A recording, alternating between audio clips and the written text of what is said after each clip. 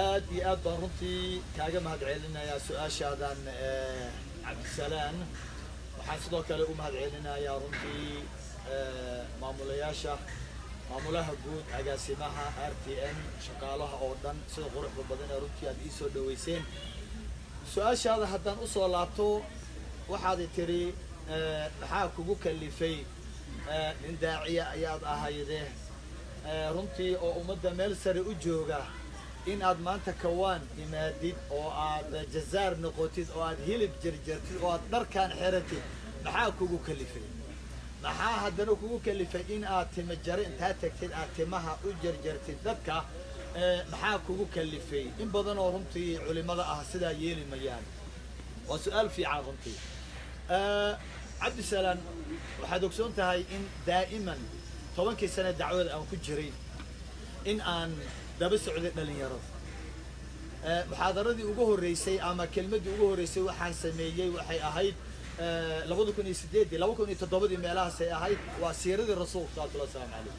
dad waaweyn uma ana sameynina ciyaal baan u sameeyay meeshaan ka bilaabay.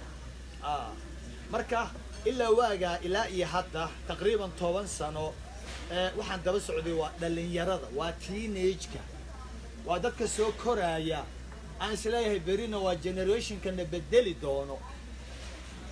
marka waxaan arkay dhalinyaradii aan daba socday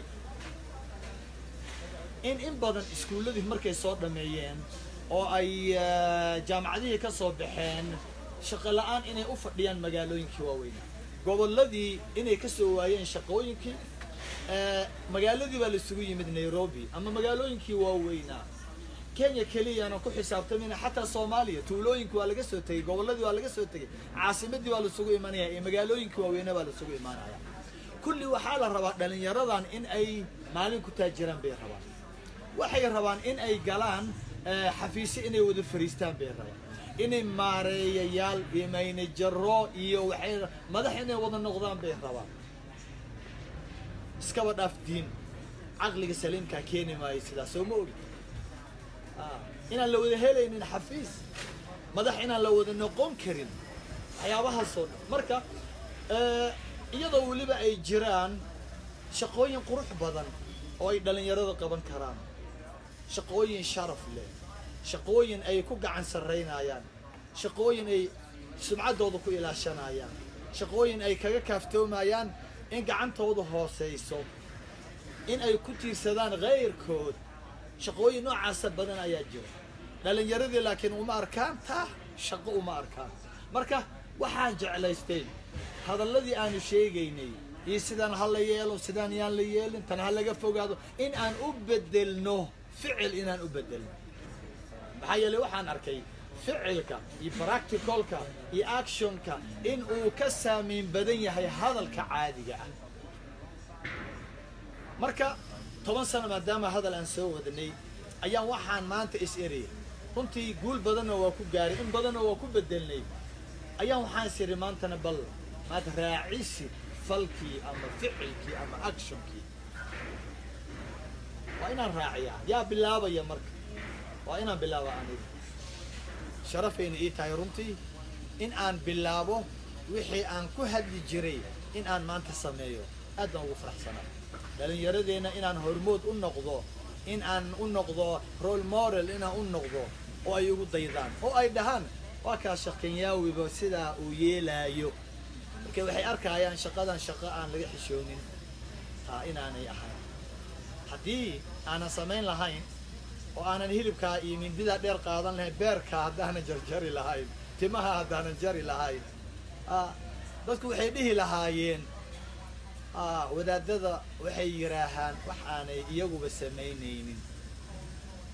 way ka xishoonayaan inay hilib jaraan, timo jaraan, kabaryeeri noqdaan, kuug noqdaan. sheekhu wuu ka xishoonaa, anigu nagu dhiirigelinaa miya? aad waxaan u fahmay, u darsay caqliga social media iyo caqliga Facebook soo ma ogi. marka wixii si aan waxaa la yidhi xalaal maalin cadday baa la gowracaa.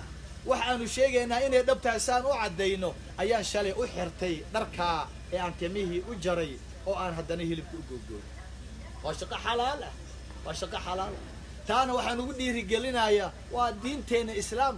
محايا الإسلام كحدونا يا ددكيسو إني نقضان أقوياء أعزاء أغنياء إني أقوياء نقضان ها أو حوق يشان oo ay ku xoogoobaan maxay inay wax soo saaran karaan ku xoogoobaan inay subcadooda ilaashan karaan in ay ka kaaftoomi karaan baryada iyo ku tiirsanaanta ehelka ay ku tiirsan yihiin dhalinyaradena markay hawlahan ka xishoonayaan inay kaba tolaan inay timo jaraan inay jazaar noqdaan oo ay maaragtay ay hilib jarjaraan inay beer falaan dhagax jibiyaan guryo dhisaan markay ka xishoonayaan maxay sameeyaan ma taqaanaa shaqo ka liidatay sameeyaan oo gabar miskiin oo 5 cunug 6 cunug Orobo ku haysata oo dhul tirtiraysa 2 saac iyadoo soo tuuranaysa oo laga yaabo in iskuul soo tirtirto farmashi isbitaal ay soo tirtirto ay soo xaaqdo isbisiini dhul ay soo xaaqdo ya gabadhaasi wacayaan oo ay leeyihiin oo iyada wax yar oo ilmaheeda inay ku korsato ay doonayso inay kaga kaaftoonto gacan hoose inay noqoto ya wajigeeda iyada ku ilaashanaysa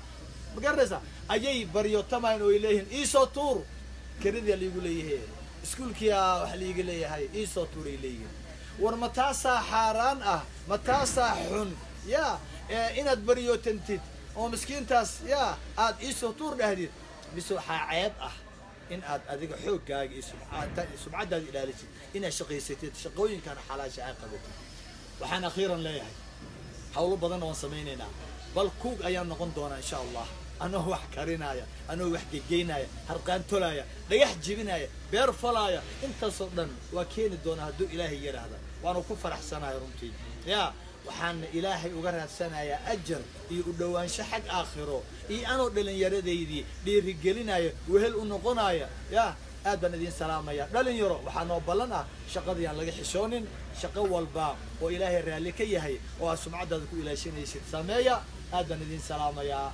مركلي عبد السلام يا دون الله تعالى ما بعلميات المدى قرح البضن استودعكم الله الذي لا تضيع ودائعه والسلام عليكم ورحمة الله وبركاته.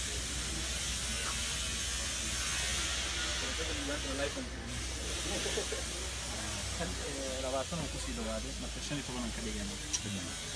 بس